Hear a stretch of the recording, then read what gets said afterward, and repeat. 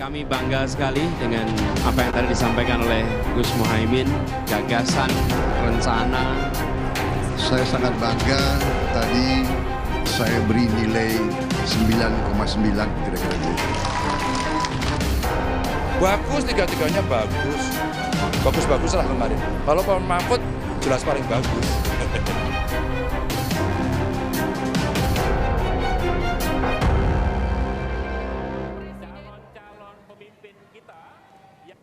Saudara Litbang Kompas melakukan jajak pendapat soal perubahan atau berubah atau tidaknya pilihan responden setelah menonton debat calon wakil presiden Jumat lalu.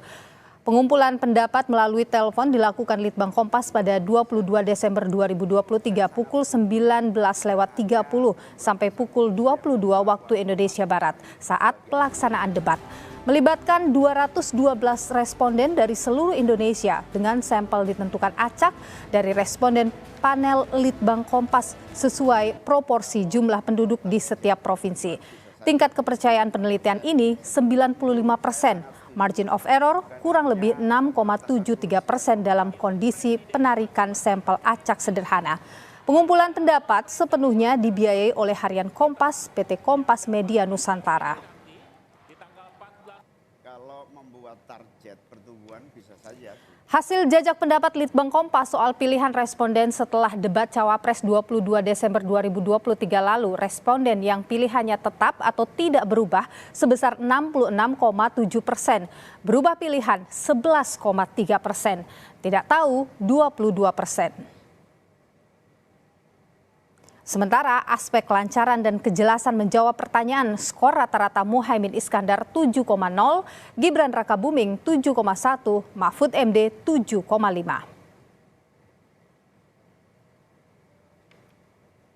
Lalu saudara, performa Cawapres dalam aspek penguasaan masalah yang didiskusikan, skor rata-rata Muhaimin 7,1, Gibran 7,1, Mahfud MD 7,6.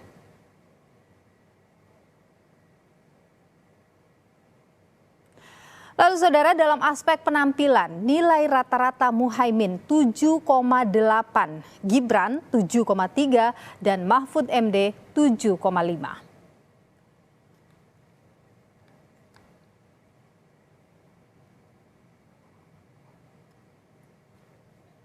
Saudara, soal saling klaim unggul masing-masing kandidat pasca debat Cawapres kita akan bahas petang hari ini bersama dengan Saiful Huda, Dewan Pertimbangan Timnas Amin, Daniel Ansar Simanjuntak, Jubir TKN Prabowo Gibran, dan juga ada Guntur Romli, juru bicara TPN Ganjar Mahfud, dan juga ada Bung Giani Budstamam, peneliti Litbang Kompas. Selamat, Ibu Giani, mohon maaf. Selamat petang, Bu Giani, Bapak-Bapak semua sehat selalu. Selamat petang. Selamat petang. Oke, saya ingin ke Bu Giani dulu ini soal hasil 66% ini dinyatakan tidak berubah ya pilihannya setelah menonton debat. Bagaimana kita membaca hasil ini, Mbak Giani? Ya, artinya sebenarnya publik atau responden yang berhasil kami hubungi itu sebenarnya sudah punya ketetapan atau kepastian dalam memilih calonnya untuk di pemilu Februari nanti gitu. Jadi tidak terlalu signifikan debat ini akan mempengaruhi pilihan mereka. Oke, jadi sepanjang 2 debat terakhir itu tidak ada perubahan signifikan yang membuat mereka ingin berubah pilihan, begitu Mbak?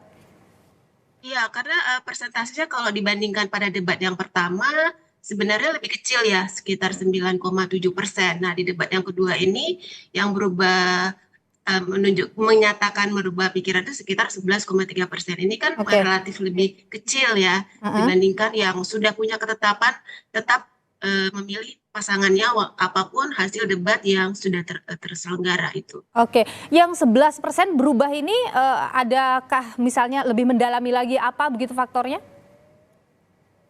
Iya, sebenarnya itu kuat dugaan itu ada karena mereka sudah punya fix pada pilihannya masing-masing.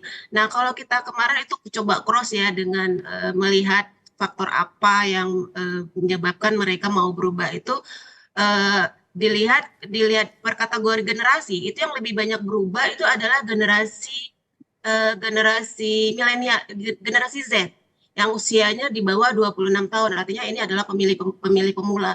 Nah, mereka inilah porsinya yang lebih besar derajat kebimbangannya, kira-kira begitu. Jadi mereka ini masih mencoba mencari informasi apa kira-kira yang membuat mereka bisa mantap untuk memilih dan apa yang bisa membuat mereka berubah pilihannya dalam waktu yang masih tersisa ini. Oke, baik. Saya ingin beralih dulu nih soal saling klaim unggul. Semuanya tentu mengklaim unggul dalam debat kemarin. Saya ingin ke Bung Saiful Huda dulu, Dewan Pertimbangan Timnas Amin ini. Apa yang membuat Bung Gus Muhaimin ini unggul dalam debat kemarin?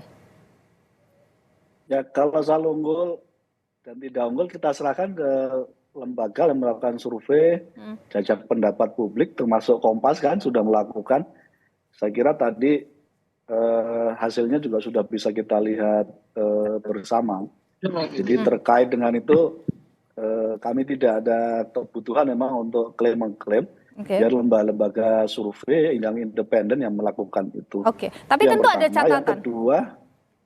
Yang kedua kita serahkan kepada publik, dalam hal ini rakyat Indonesia masih punya waktu untuk mengapresiasi atau kemudian memberikan catatan dari hasil debat itu. Tapi tentu pasti ada catatan yang dari Timnas Amin begitu setelah melihat debat kemarin, Bung Saiful. Ya, memang ada beberapa catatan. Yang pertama, kemarin memang gak tercederai oleh temannya Mas Daniel sebenarnya. Jadinya dicercar cermat. Jadi melempar sebuah istilah. Sebagaimana disampaikan ke Pak Mahfud maupun ke Gus Imin gitu. Nah, menurut saya level debat untuk level pimpinan nasional saya kira kalau bertanya jangan ada semangat untuk menjatuhkan sejak dari awal. Jadi semangatnya saya kira harus menggali dari substansi apa yang semestinya bisa digali oleh lawan atau rival dari masing-masing. Itu yang pertama. Yang kedua, saya kira juga soal moving kandidat. Saya kira lebih baik semua kandidat untuk berdiri di tempat, stay di tempat yang sudah disiapkan oleh KPU. Jadi di dalam briefing kemarin disampaikan tidak boleh moving, tapi tiba-tiba ada yang memulai moving gitu. Saya kira termasuk untuk menjawab pertanyaan kan nggak harus mendatangi si penanya gitu. Saya kira pada konteks ini kita merasa agak kurang sopan begitu. Jadi di mana si kandidat mendatangi kandidat yang lain, saya kira itu kurang tepat pada konteks itu. Nah, karena itu kita ingin ini direvisi, dievaluasi oleh KPU. Kalau kita lihat kami yang ya, kenapa? Gimana, kenapa? Ya, lanjut. Gimana, Mbak? Bung Saiful, tapi kalau kita lihat ya dalam debat kemarin kan Gus Muhaimin berapa kali diserang dengan sejumlah pertanyaan oleh Gibran Rakabuming Raka ya. Soal IKN misalnya, itu akan ditanyakan, kemudian soal ekonomi syariah. Bagaimana Anda melihat itu? Ya kalau soal IKN kan Mas Gibran ngomongin soal inkonsistensi. 40 kota juga dikomentari. Sebenarnya yang pertama menyangkut IKN ini, ketika fraksi PKB menyetujui atas perintah Gus Muhaimin terkait dengan undang-undang IKN, waktu itu kan ada kesepakatan di level elit bahwa ini tidak akan menggunakan anggaran APBN karena pasti akan terganggu alokasi anggaran kita untuk pembangunan pemerataan yang lain. Nah faktanya kemudian 450 triliun digunakan untuk pembangunan gitu. Jadi kami tetap konsisten bahwa APBN jangan dipakai untuk IKN. Nah itu konsistensi kami, jadi berbalik dengan apa yang dipikirkan oleh Mas Gibran. Yang kedua, bahwa ada investor yang nggak mau, padahal sudah diiming-iming 120 tahun, 2 generasi digadekan untuk IKN, dan sampai hari ini juga investor belum mau, itu jangan disalahkan terkait dengan konsistensi kami. Begitu. Baik. Itu kan inkonsistensi yang dilakukan oleh pemerintah, yang tadinya tidak ada konsesi lahan sampai 120 tahun. Kita tahan di sana tidak dulu. Tidak ada tadinya anggaran 450 triliun. Kita tahan di sana dulu. Saya ingin ke Bu Daniel dulu. Bu Daniel, performa dari Gibran kemarin banyak mendapat respon positif, tapi juga ada sejumlah catatan, baik itu dari kubu 01, 03. Bagaimana? Pertama, seperti disampaikan oleh Pak Prabowo kemarin ya, bahwasannya ya semua kandidat menampilkan niat baik dan ingin memajukan Indonesia secara bersama-sama, dan itu kami hormati. dalam hal performance Mas Gibran kemarin malam, tentu Pak Prabowo dan tim semua sangat puas. Kenapa? Karena Mas Gibran berangkat dari situasi saya sering nyebutnya sebagai istilah underdog mentality. Underdog mentality itu secara psikologi sering disebut karena Mas Gibran ketika datang ke debat sebelumnya berminggu-minggu, berbulan-bulan beliau dibully, misalnya dinyinyiri, dihina, bahkan ada yang ngatain dia Samsul lah, dia katain dia belimbing sayur lah, semua nyinyiran, semua sikap meremehkan, menghina itu dialamatkan ke Mas Gibran. Nah, situasi seperti itu yang memunculkan tadi saya istilah underdog mentality. Ketika kita diremehkan, ketika kita dihina, gitu. Beliau ingin membuktikan kapasitas dan kompetensinya. Bung Daniel, kemarin itu kan Mas Gibran banyak menggunakan istilah-istilah asing ya dalam pertanyaan. Itu strategi dari paslon nomor 2 memang? Tadi saya lanjutkan, akhirnya kompetensi dan kapasitas Mas Gibran itu ditunjukkan pada debat itu. Jadi anggap remeh dan hinaan selama ini roboh dengan pembuktian tersebut. Nah, terkait dengan penggunaan istilah, itu dialamatkan pertanyaan itu justru ke Gus Muhaimin. Kenapa dialamat ke Gus Muhaimin? Karena PKB dan Gus Muhaimin sendiri dianggap dekat dengan wacana dan kegiatan ekonomi syariah. Konstituen PKB itu adalah sebagian besar umat Islam, kemudian tentu punya afirmasi perjuangan terhadap ekonomi Islam, ekonomi syariah. Nah, sehingga pertanyaan itu dialamatkan ke Gus Muhaimin karena dengan keyakinan Gus Muhaimin sangat paham dengan wacana dan istilah di ekonomi syariah karena itu ada. Baik. Saya tahan di sana dulu, Bung Daniel. Saya ingin ke Bung Guntur dulu. Soal penampilan Pak Mahfud kemarin bagaimana? Apakah sudah memenuhi ekspektasi atau masih ada catatan, Bung Guntur? Ya, kami sangat puas dengan penampilan Prof. Mahfud MD dalam debat Cawapres kemarin. Dan kalau kita kembali kepada pertanyaan tadi, semua tim memang bisa mengklaim paling unggul. Tetapi ketika kita kembali kepada penilaian yang dari responden yang disampaikan dalam survei jajak pendapat oleh Kompas, bahwa terbukti Prof. Mahfud MD memang unggul ya. Ini bukan klaim sepihak dari timnya Ganjar Mahfud, tapi merupakan penilaian dari publik. Misalnya menjawab pertanyaan dengan lancar dan jelas, Prof. Mahfud mendapatkan poin 7,5, dibanding Caimin 7, kemudian Gibran 7,1. Kemudian menguasai permasalahan yang didiskusikan, Prof. Mahfud itu mendapat poin 7,6, Gibran dapat 7,1, Muhaimin dapat 7,1.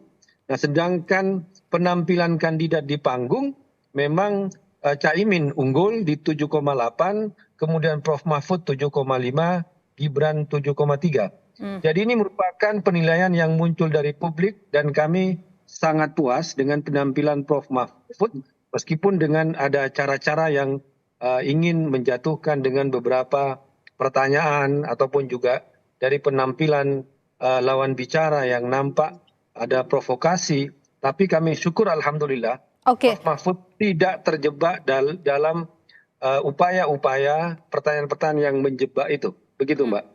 Siapa sih sebenarnya yang dimaksud memprovokasi, menjebak dan sebagainya? Kita lanjutkan setelah jeda berikut ini. Tetaplah bersama kami di Kompas Petang.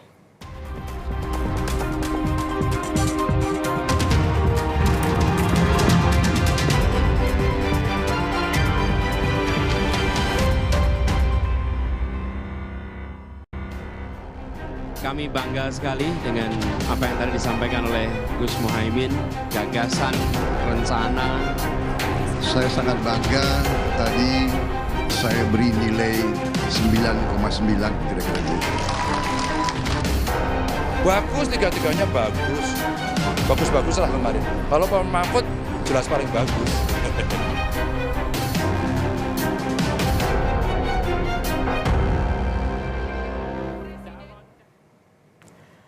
Saudara, pertanyaan soal SGIE yang dilayangkan Gibran Rakabuming Raka saat debat Cawapres tak hanya ditanggapi Muhaimin Iskandar, Capres nomor urut 3 Ganjar Pranowo juga angkat bicara soal ini. Gus Muhaimin ini adalah ketua umum dari Partai PKB. Saya yakin sekali Gus Muhaimin paham sekali untuk masalah ini.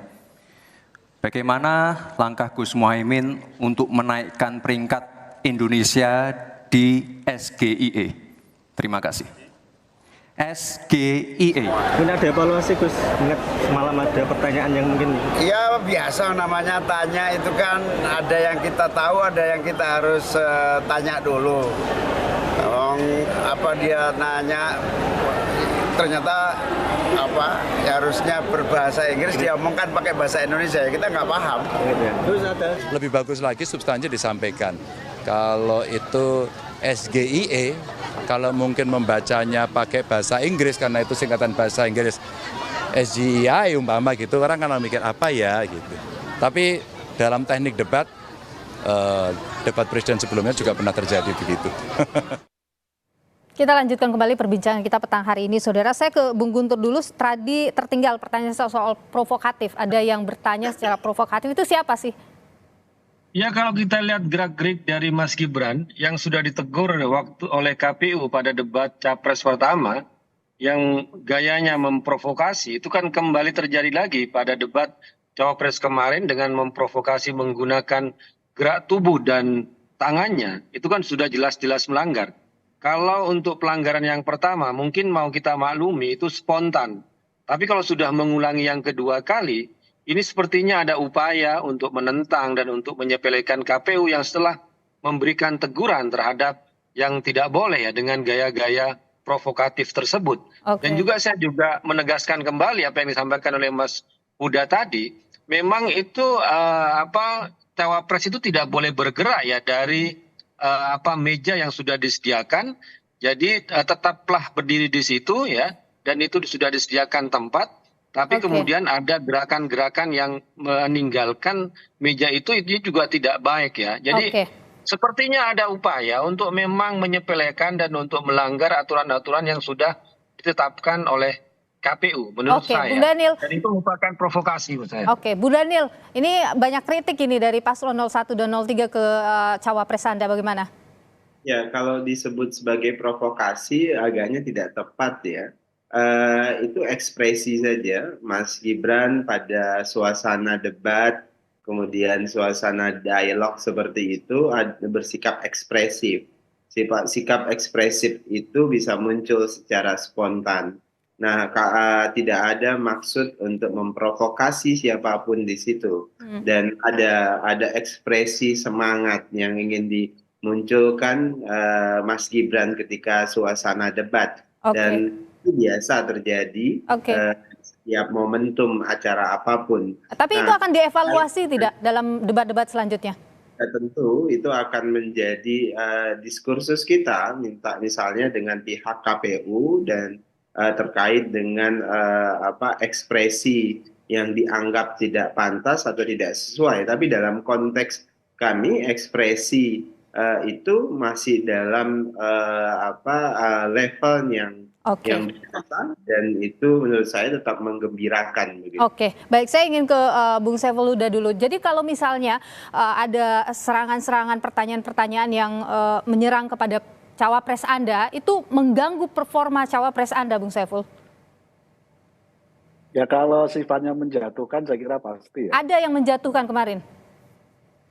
Ya semestinya pertanyaan level pimpinan nasional kan nggak ngomongin istilah ya, singkatan itu kan tidak pada konteks itu. Tapi saya kira pertanyaan harus nukik pada substansi dari tema yang dibahas. Dan itu penting ya, semua menjaga etika dan tidak pada semangat untuk saling menjatuhkan. Selama yang ditanya adalah substansi, penggalian substansi dari visi misi masing-masing, saya kira tidak ada masalah. Tapi ketika sudah terjebak pada semangat untuk mengikuti cara yang sudah pernah dilakukan dan dievaluasi, oh ini jebakan yang efektif untuk menjatuhkan kandidat lain, Itu menurut saya tidak perlulah diteruskan gitu. Dan apa yang dilakukan oleh Mas Gibran tadi malam itu kan kira-kira meniru apa yang sudah pernah terjadi sebelumnya. Yang sudah dilakukan oleh ayah andanya yang waktu itu memberikan pertanyaan kepada sahabat karibnya Mas Daniel, Pak Prabowo Subianto waktu itu terkait dengan TPID waktu kalau nggak salah. Baik, saya tahan di sana. Saya ingin ke Bu Giani dulu. Bu Giani, kalau kita lihat perubahan misalnya dari responden begitu ya, hasil jajak pendapat dari Litbang Kompas ini, apakah formula pertanyaan dari masing-masing kandidat ini mempengaruhi perubahan pilihan itu? Formula pertanyaan antar ini ya, dari itu bisa mempengaruhi. Itu bisa mempengaruhi sih sebenarnya, tapi kalau kita melihat kan ini kan jumlah yang berubah ini kan tidak terlalu besar ya, rata-rata sekitar 10% begitu. Masyarakat itu sebenarnya sudah firm dengan pilihannya, cuman kita masih melihat lagi nanti ke depannya yang debat-debat selanjutnya, jangan sampai nanti justru yang berubah, yang bimbang ini menjadi lebih besar gitu. Jadi setelah melihat debat malah jadi semakin berubah gitu ya.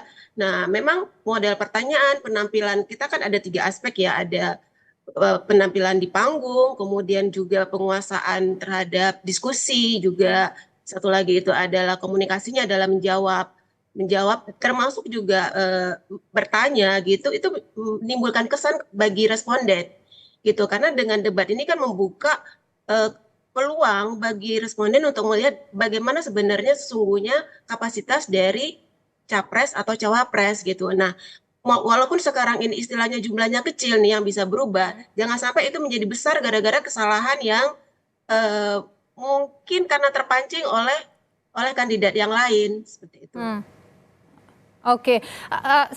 Saya ke Bung Daniel. Bung Daniel, pertanyaan yang keluar dari Mas Gibran soal SGIE itu, ini tahu nggak sih, maksudnya Pak Prabowo ini tahu nggak sih pertanyaan itu akan keluar?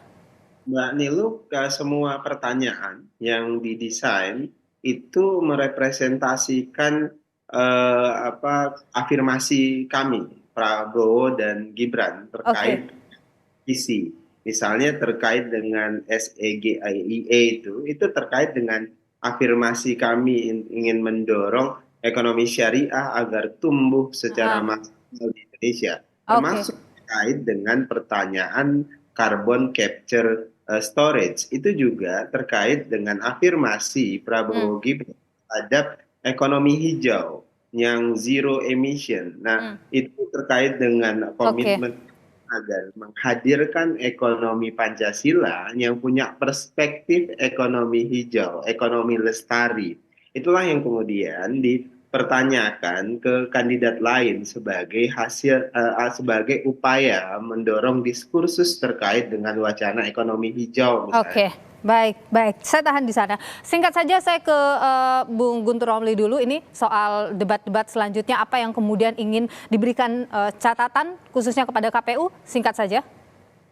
Ya, pertama kami ingin kembali menegaskan bahwa KPU harus tetap konsisten dengan aturan-aturan yang sudah kita sepakati bersama. Kalau memang sudah ada pelanggaran dari pihak yang terlibat, kemudian itu sudah 2 kali, maka KPU harus melakukan tindakan yang lebih tegas agar tidak berulang-ulang. Karena apapun yang namanya ekspresi, Anda tidak berdalih kalau itu sudah melanggar aturan bersama, itu pelanggaran. Jangan berdalih soal saya ke Bu Saiful Huda, kalau dari Anda apa? Ya, kita berharap debat ke depan makin mendorong publik terlibat sebanyak-banyaknya.